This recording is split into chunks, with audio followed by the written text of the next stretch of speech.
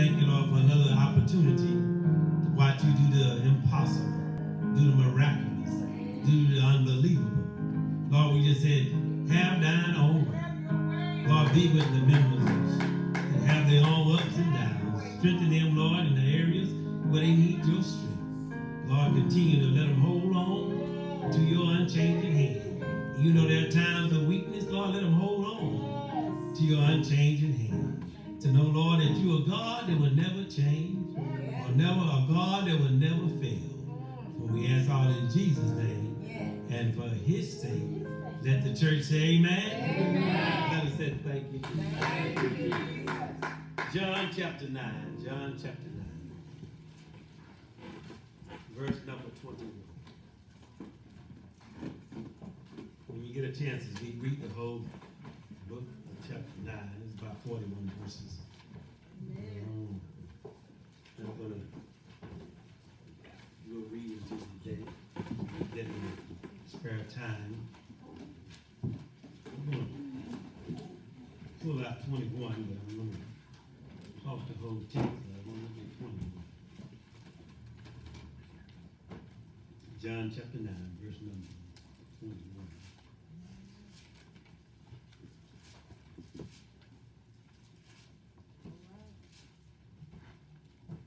If you have it, say amen. Amen.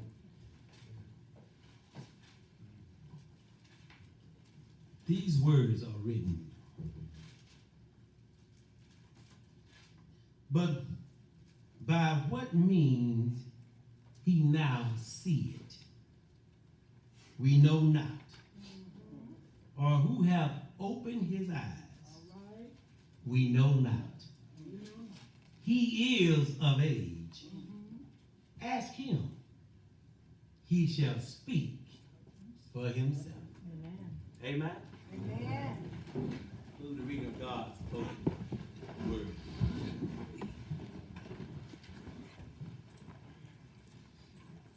He is of age. Ask him. He shall speak for himself. All right. This morning, New Hope, as we begin this year, I want to talk about with this thought in mind. It's your story. Check. It's your story. Check.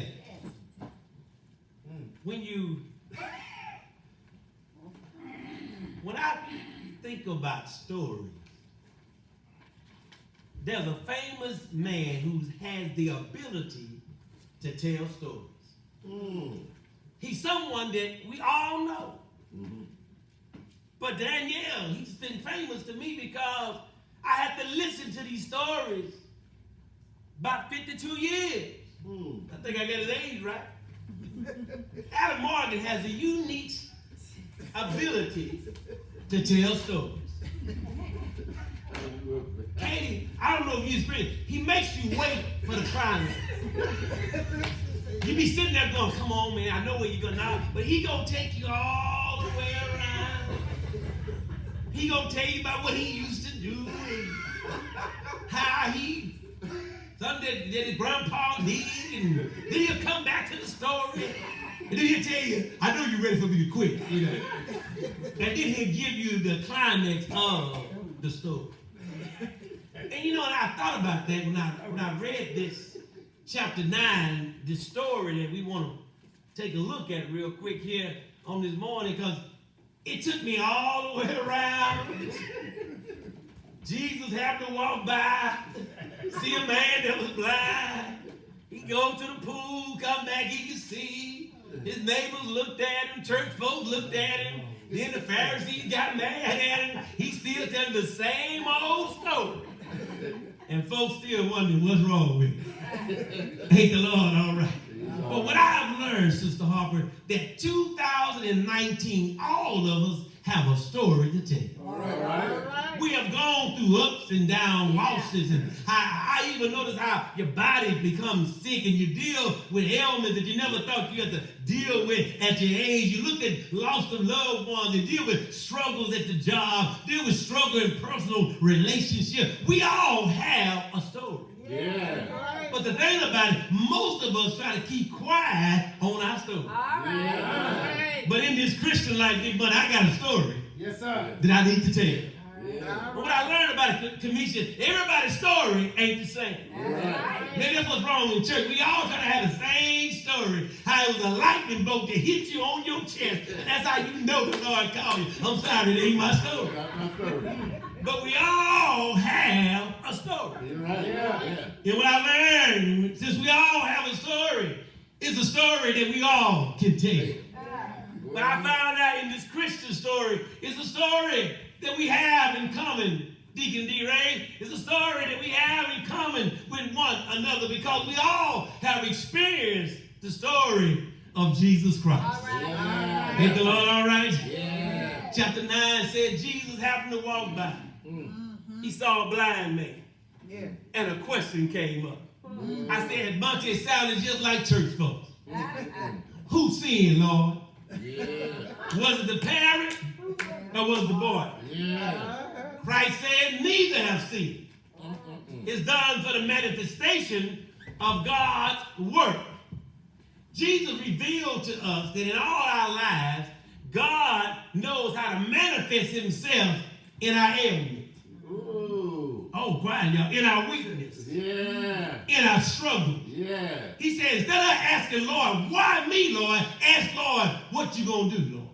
Ooh. How can you use me in this particular situation? Yeah. Boy, been blind all his life. I'm pretty sure he asked his mama, Mama, why me, Lord? Why?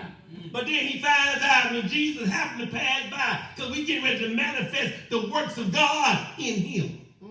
You don't know how God has drawn us to this particular place called New Hope, not because we've been so good, and not because we've always been around good people, but because we have seen the handiworks of God in our lives. Ain't God all right? Didn't he wake you up this morning? Yeah. Start you on your way? Yeah. Had little clothes to look through? Had shoes to put on? Yeah. Had the faculty of your mind working just a little bit better? Yeah.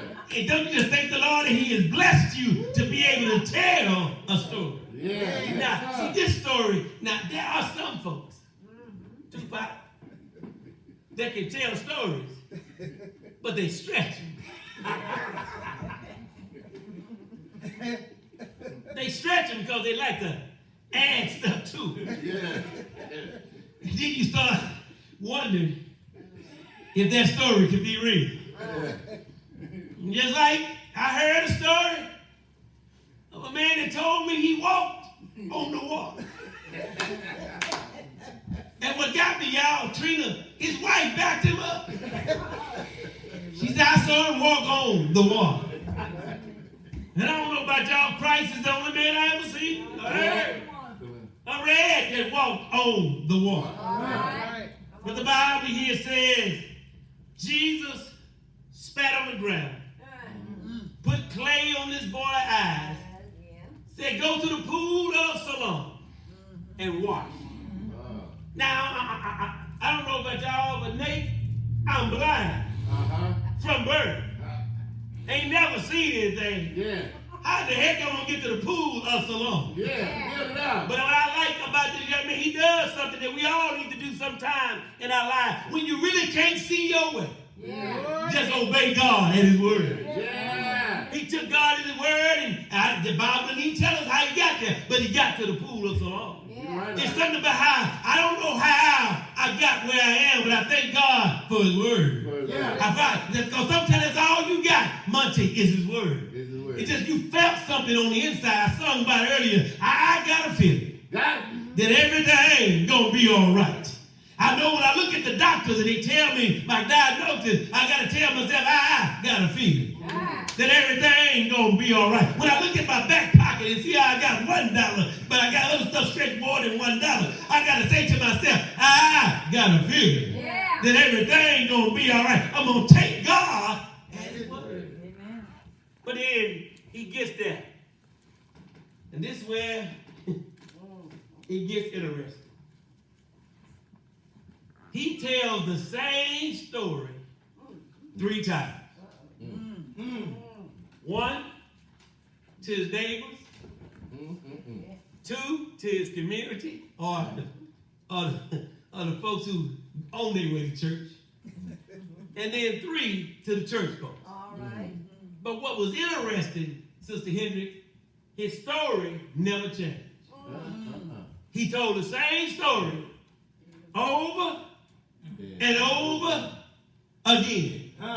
I told you Adam Morgan has a unique way of telling a story, Katie. I know you know this. He like them old people you see on television. And you said, pull up his pants all the way up. He get all into telling his story. Because he want to draw you in with the dramatics as he tells his story. And it's interesting, when I look at chapter 9, I look at this young man, and can I tell you that it's a story that I find is similar to all of us and to myself when I think about this text. First of all, when he tells this story, he shares this, yo-yo. I once was blind. Yeah. Now I see. I don't know about y'all. Everybody in here got that story. There was a time in our life when we were blind, but thank God I see. Ain't the Lord all right? You didn't get happy enough on that. Ain't the Lord all right? I don't know about some of y'all. Some of y'all must got some shades on. I'm talking about you in a real state of blindness. You had your eyes closed, they ain't never been open, but God has opened your eyes and you have seen some things in your life and know that God is real, and now that you see. All right. Now life get interesting. Yeah.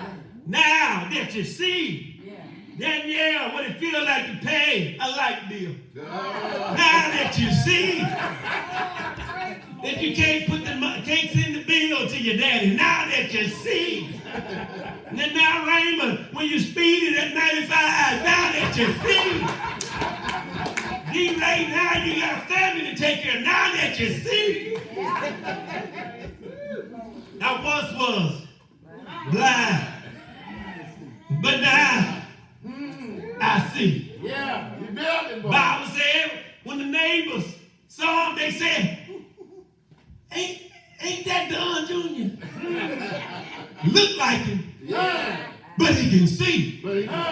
I learned when you start seeing, the folks who used to like seeing you in darkness can't believe that you're in the light. Ain't God all right? Folks always bringing back your past. Talking about what you used to do when you were blind. And they can't see that now that you are seeing. Come on. The neighbors, they saw him. Earlier they said, it looked like him. He ain't sitting by the side of the road begging no more. He running around here looking at the trees. Can't be him. When you have this story, I was blind. But now, see, there's going to be some folks around you that know you that don't believe that God has really changed you. Oh, yeah. Y'all gonna say amen? Say, and y'all ain't gonna say amen. I say amen to myself. Y'all know you got folks around you in your community that's still talking about what you used to do and not seeing that there's a change in you. Then it get interesting, big buddy. He tells the story to the neighbors. I met a man named Jesus. He put some clay on my eyes. Went to the pool salon. Now I see. Anybody you know that you heard about Jesus? Grandma said he's a house party in the valley. He's a wheel in the middle of a wheel. He's a way out of nowhere. He's my bright and morning star. He's a battle axe in the time of war. But see, I didn't relate to him until all that I found out he's a company keeper. He is a provider. He's a doctor in a sick room. He's a lawyer in a courtroom. Then I started seeing who I've heard about named Jesus. Ain't God all right? I used to hear Grandma say how God provided for her and those 10 children. I didn't know that God still can do things like that until I started having 5 children. How God can make a way out of no way. Anybody here know about the name Jesus? That's all sometimes in my story is I can call the name Jesus. watch this. Thank you. Josh, Thank you. I heard the name, Thank you, Jesus. but I still don't know it. I'm going to say that again. I heard the name, but I still don't know it. He told me, I don't know. Where you go? I don't know. I just heard his name was Jesus. Then he took him to the community people, religious leaders.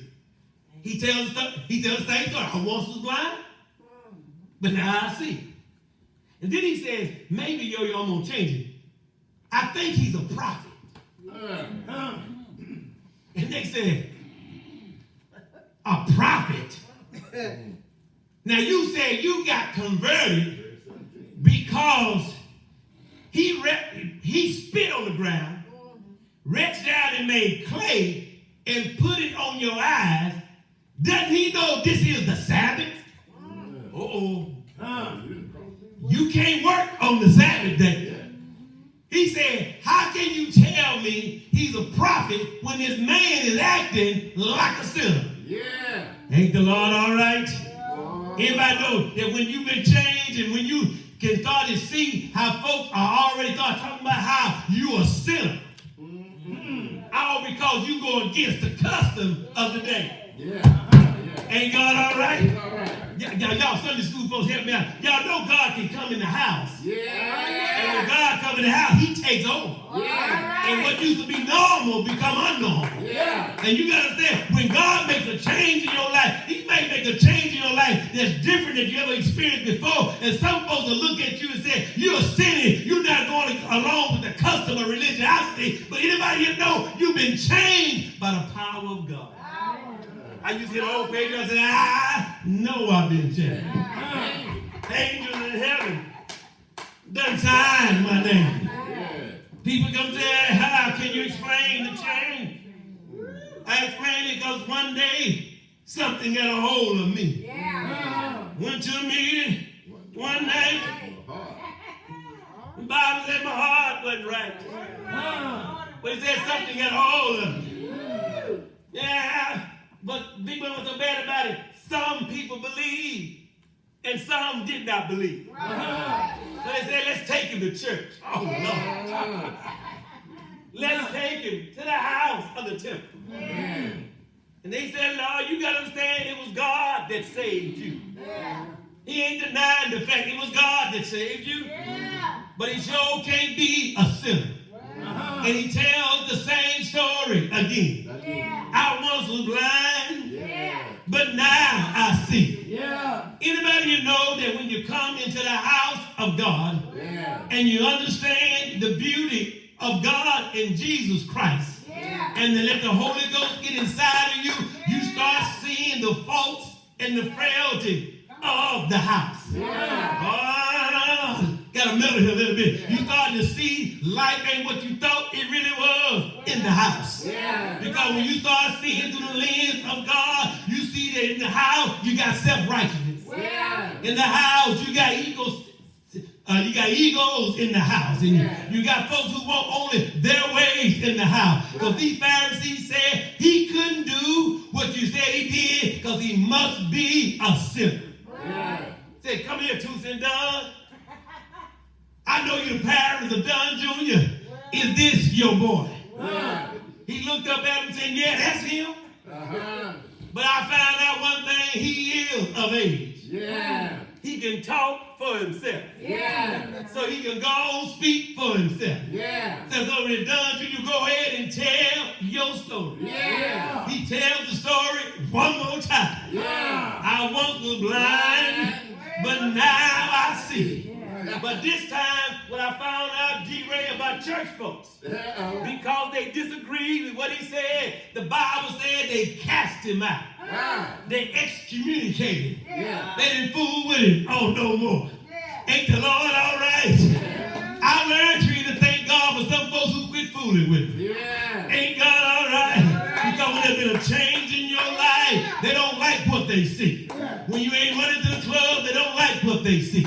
When you ain't drinking and doing what you used to, they don't like what they see. And they'll excommunicate, but don't you get down because they done cast you out. Ain't God all right? It's your story. What story you gonna tell? I was blind, but now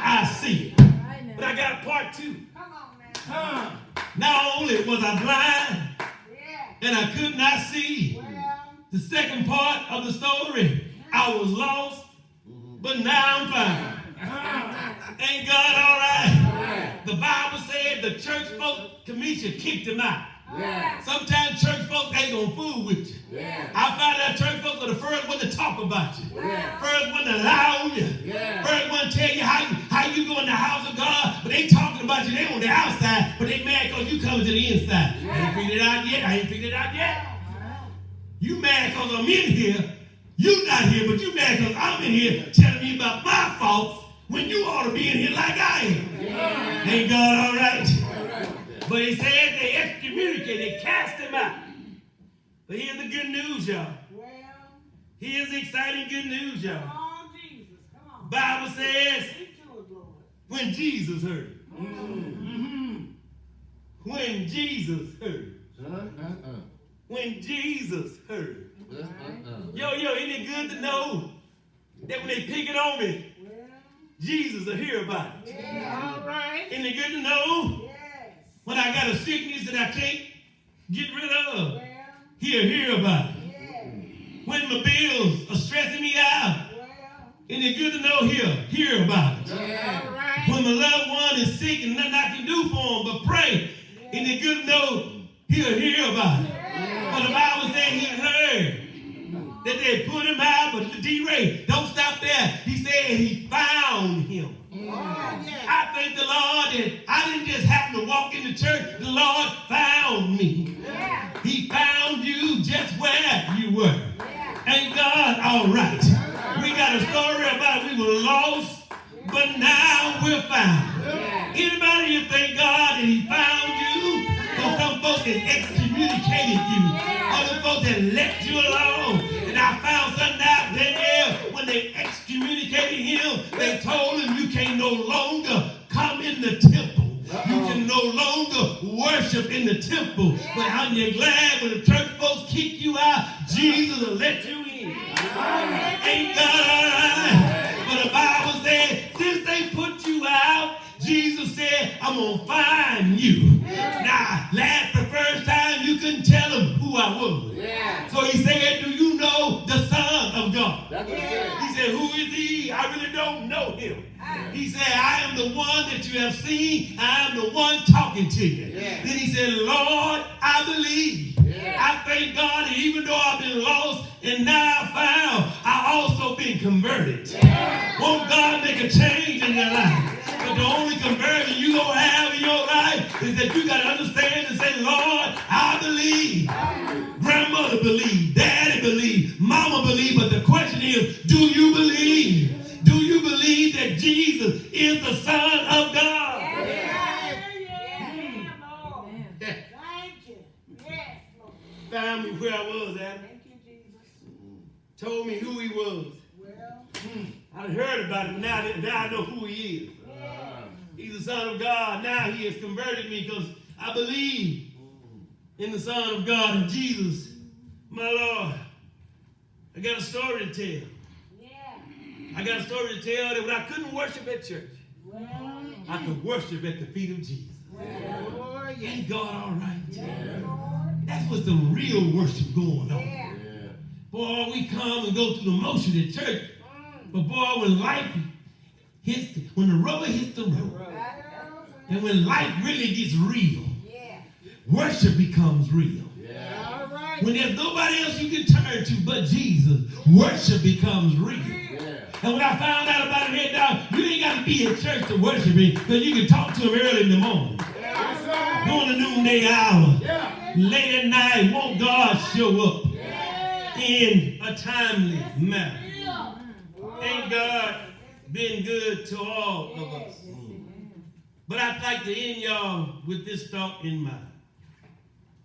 The Pharisees who heard Jesus talking, he asked the question, he said, Lord, are we blind also?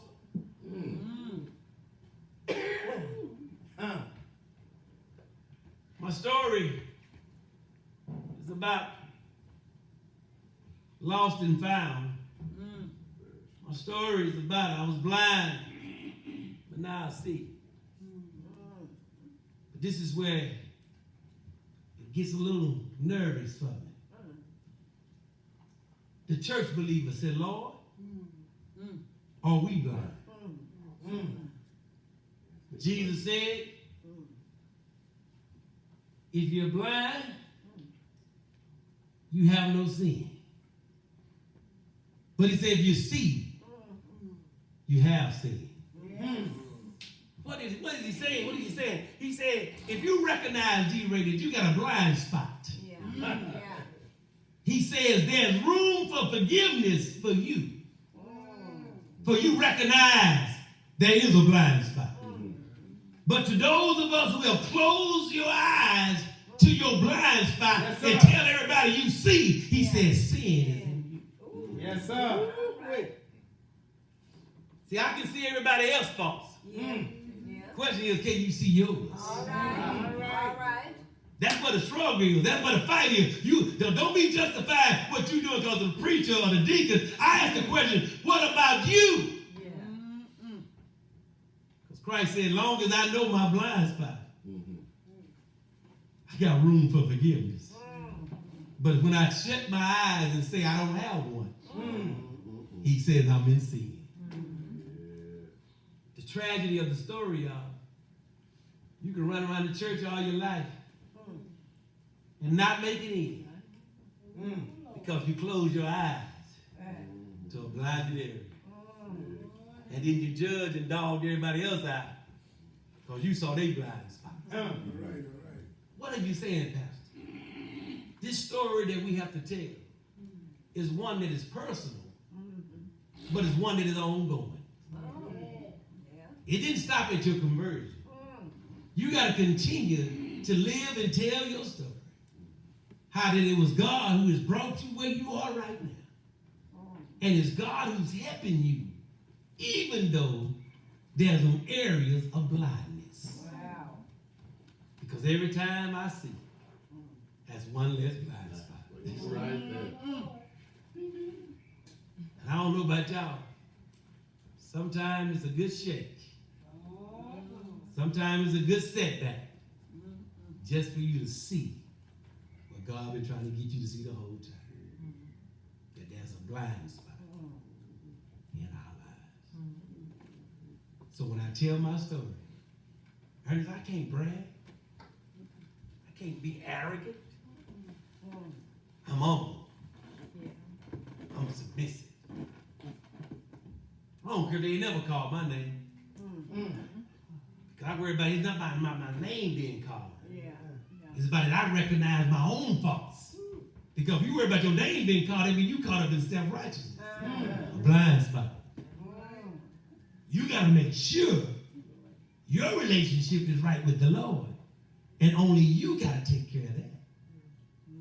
So I can't, no matter how hard Tupac tries, she can't straighten Don Jr. out.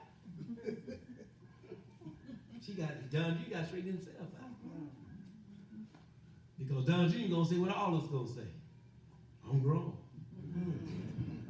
That's why God puts it back on you. Because you are grown. But you still got a story to tell. Tell your story. How you made it over. How God has blessed you. Watch this, Trina, in spite of you. He's still blessing us right now. And we ought to thank God that we have a God who loves us. Because it tells me, yo, he's not through with me. I thought maybe one time he was through with me.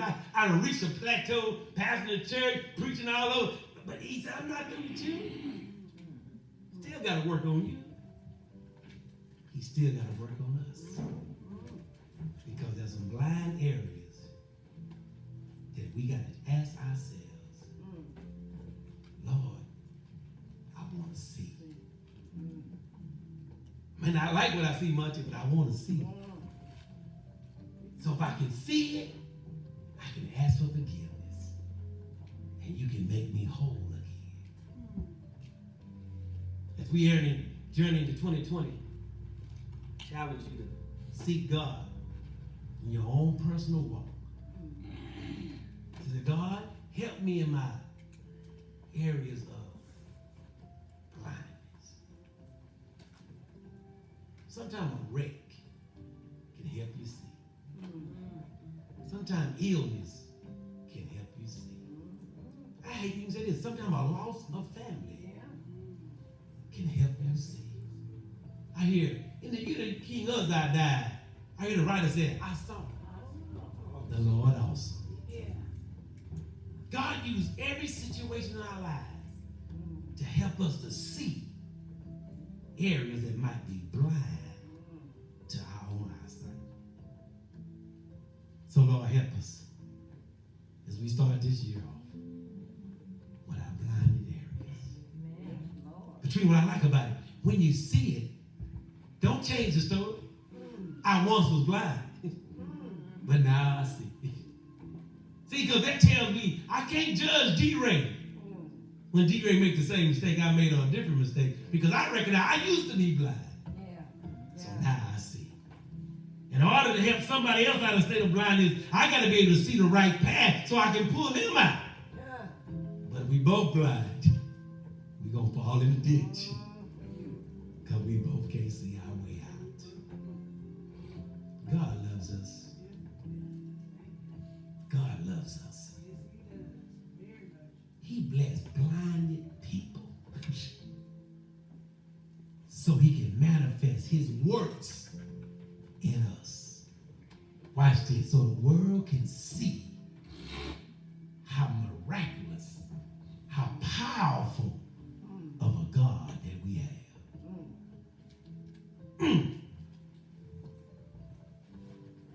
Ponder with this.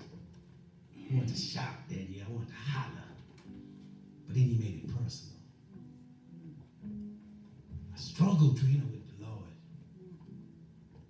Why me? Why you take my mother when I'm just 4 years old? Why me? And then Yo-Yo, he started showing me areas I could see. He saw preaching down the road. He saw educator down the road. All I kept saying, why me? But now that I can see, God took what was blinded and enabled me to see that he manifests his works in me, through me, for his glory. Because I had a problem with it. I wanted to have a daddy too. Dick Daniel to call at school. Don Jr. had a call. Hit down, show up every time. Ain't had nobody call. Why me? But God enabled me to see.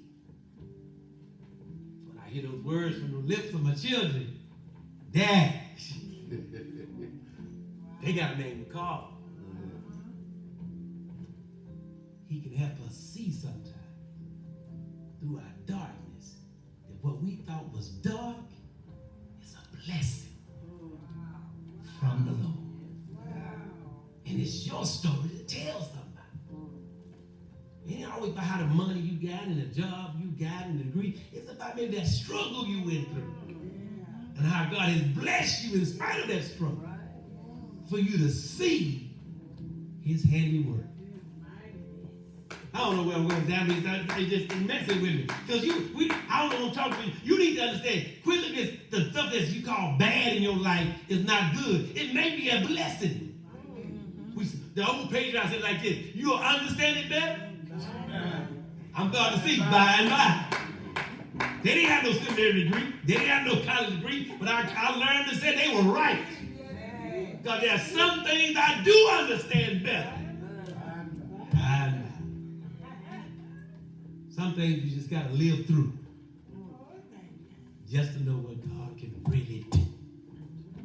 We talk God in church, but what can God really do? You got to live through it, y'all, just to see what God can really do. And then the question that gets me, that challenged me, y'all, when I'm in that state, God, use me for your glory. Instead, we have a pity party. I'm first in to go up. Why me, Lord? Instead of saying, Lord, use me for your glory. Ernest, I know you got a big weight you've been carrying for years. But use that for his glory. It makes you a better person. You still come out here and check on your angels, be a help, and then take care of your own people. If you didn't have that burden in your life, you gotta be just like I am, running around in Dallas on everything but the right thing. But that burden that you have has kept you humble. For the glory. The glory. The glory.